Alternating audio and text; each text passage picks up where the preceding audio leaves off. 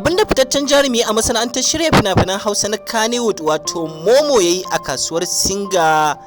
ya janyo cece-kuce. Ku biyo mu a cikin wannan bidiyon don jin asalin abin da ya faru. Idan wannan ne zuwan ka karo na farko izuwa wannan tasha to kar ka manta da danna subscribe da kuma alamar kararrawa domin samun bidiyoyi da suka shafi masana'antar shirya fina-finan Hausa na Kannywood da ma al'amura da suka shafi kasar Hausa baki daya. Lamarin ya faru ne a kasuwar Singa da ke cikin birnin Kanan Dabo inda wani ya taba motar shi fitaccen jarumin inda shi kuwa ya ce ba zai haƙura ba lalle sai an biya shi. Shi dai Aminu Sharif Momo na ɗaya daga cikin jarumawan masana'antar shirya fina-finan Hausa bugu da ƙari ma'aikaci a tashar Arewa 24 wanda ke gabatar da shirin kundin Kannywood. Babu shakka faruwar hakan ya janyo cece-kuce musamman a shafukan sada zumunta musamman a shafin Facebook, TikTok da kuma YouTube inda wasu suke cewa abin da ya yi daidai domin haƙƙinsa ne